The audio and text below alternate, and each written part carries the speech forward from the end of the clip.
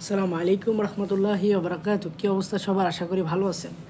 আজকে 2 দিন ঘুমাইনি, আমার অবস্থা প্রচুর খারাপ। তো থাইল্যান্ডের ইমিগ্রেশনে ঘটে যাওয়া আজকের একটা কাহিনী বলি।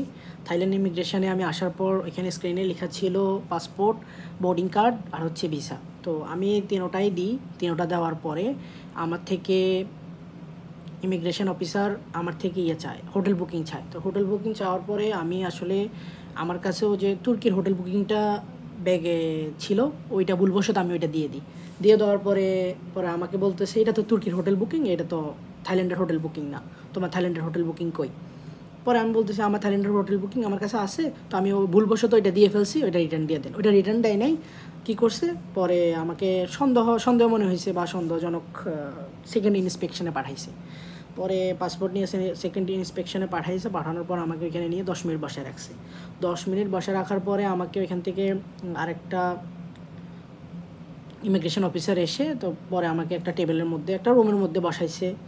বসানোর পরে বসানোর পর আমাকে কোয়েশ্চেন করতেছে যে আমার পারপাস কী, তারপরে আমি কতদিন থাকবো, কোথায় থাকবো, তারপরে আমার কাছে কত ডলার আছে, তারপরে আমার কাছে ক্যাশ কার্ড কি আছে।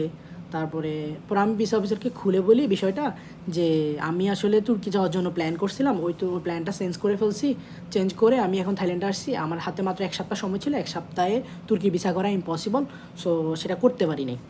তো এই কথা বলার পর বলতেছে আমি ওনাকে মানে প্রমাণ করার জন্য আমি বলতেছি আমার কাছে তুর্কির হোটেল বুকিংয়ের এটা ক্যান্সেলেশন আমি ক্যান্সেল করে দিয়েছিলাম, আমি দেখাই ক্যান্সেলেশন পেপার আছে আমার কাছে, ইমেল আছে, আমি ওইটা দেখাচ্ছি আপনাকে। পরে খুলে আমি ওইটা দেখাইছি। দেখানোর পরে আমার কাছে এক্সিট এন্ট্রি ছিল। পরে প্রমাণ করার জন্য আমি এক্সিট এন্ট্রিটাও বের করে দেখাইছি যে দেখেন আমি আমার কোম্পানি থেকে 20 দিনের ছুটি নিয়ে আসছি আর আমি কোন কোম্পানিতে জব করি। পরে আমি ওনাকে আরও এটাও বলছি যে আপনি আমাকে আমি ট্যুরিস্ট বা ট্রাভেলার এটা প্রমাণ করার জন্য আমার ওই যে প্রিভিয়াস পাসপোর্টে মালয়েশিয়ার আর নেপালের ভিসা ছিল। পরে আমি খুলে ওইটাও দেখাইছি যে আমি এর আগে 2টা দেশ ভ্রমণ করছি।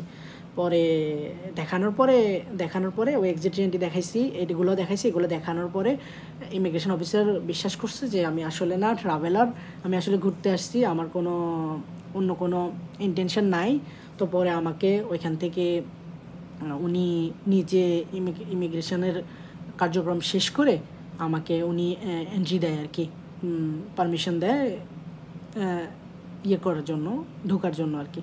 তো পরে উনি নিজে আমাকে ইমিগ্রেশন পাস করে দেয় আর কি, সিল দিয়ে। তো এই আজকে আমার সাথে ঘটে যাওয়া একটা কাহিনী। কিন্তু মালয়েশিয়াতে আমাকে এর আগে ইমিগ্রেশনে প্রবাবলি 4-5টা কোয়েশ্চেন করে, অ্যান্সার দিই, ইজিলি অ্যান্সার দিই, নর্মাল কোয়েশ্চেন অ্যান্সার দেওয়ার পরে ইমিগ্রেশন দিয়ে দেয়, এন্ট্রি দিয়ে দেয়।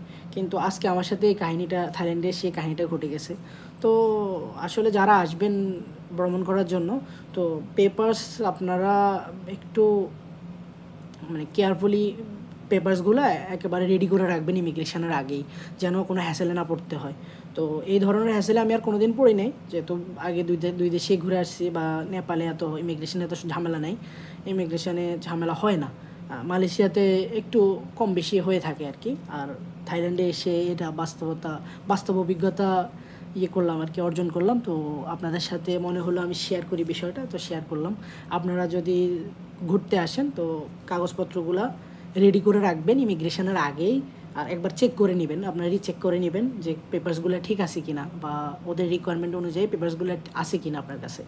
তো এটা আমার একটা অ্যাডভাইস থাকবে আপনাদের জন্য।